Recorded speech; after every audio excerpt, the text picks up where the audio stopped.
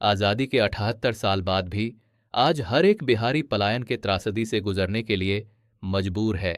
जहां अन्य राज्य आज डिफेंस कॉरिडोर और एआई पार्क की बातें कर रहे हैं, वहां हम बिहार में आम मूलभूत सुविधाओं के पूर्ति के लिए कोशिश कर रहे हैं।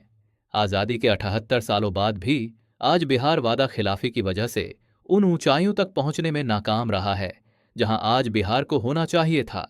हमें आज भी ट्रेनें दी जा रही हैं ताकि बिहार के मजदूर भारत के अन्य राज्यों में जाकर वहां के इकोनॉमी को मजबूत कर सकें। ट्रेन देने का मकसद कभी भी बिहारियों को सहूलियत देना नहीं रहा है। आज़ादी से पहले कंपनी हम बिहारियों को गिरमिटिया मजदूर बनाकर ले जाती थी। आज़ादी के बाद ये ट्रेनें हमें अन्य प्रदेशों में ले जाती हैं।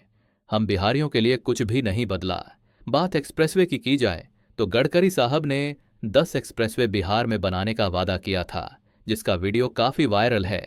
लेकिन उन 10 एक्सप्रेसवे में कितने बन पाए? एक भी नहीं। ये 13 हाईवे में बिहार में बना रहा हूं, जिसकी कीमत 1,10,000 करोड़ रुपए है। पर आप चिंता मत करिए, मैं भले करोड़ों में बात करता हूं, पर हिंदुस्तान का कोई भी पत्रकार मुझे ये सवाल पूछ नहीं सकता। मैं जो बोलूंगा वो करके दूंगा, और जो करूंगा वही बोलूंगा। तो ये पत्रकार भाई मेरा भाषण रिकॉर्ड कर लेना ठीक से, अगर नहीं हुआ तो ब्रेकिंग न्यूज लगा देना।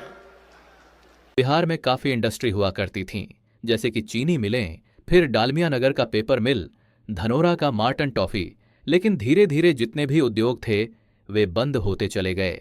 मैं ये बताना चाहता हूं कि आज औद्योगिकरण में बिहार काफी पिछड़ चुका है। इसके पीछे किन का योगदान है, इस विषय पर मैं बात नहीं करना चाहता। बिहार में शासन सभी दलों का रहा है, तो बिहार की दुर्गति की जिम्मेदारी भी सभी को लेनी होगी।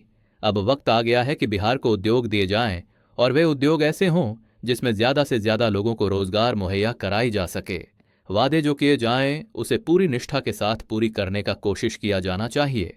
गया में इंटीग्रेटेड मैन्युफैक्चरिंग क्लस्टर का अनाउंसमेंट हुआ है, लेकिन उसको धरातल पर उतरने में बहुत वक्त लग रहा है।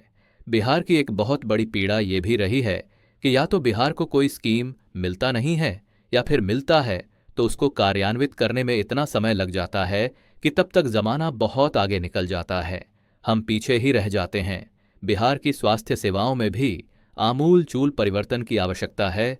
आज बिहार में कहने को तो एशिया का दूसरा सबसे बड़ा हॉस्पिटल पटना में है, लेकिन आज भी छोटी सी छोटी स्वास्थ्य सेवाओं के लिए भी हमें अन्य प्रदेशों को जाना पड़ता है। बिहार के हर एक जिले में, हर एक प्रमंडल में बड़े बड़े अस्पतालों का निर्माण किया जाना चाहिए।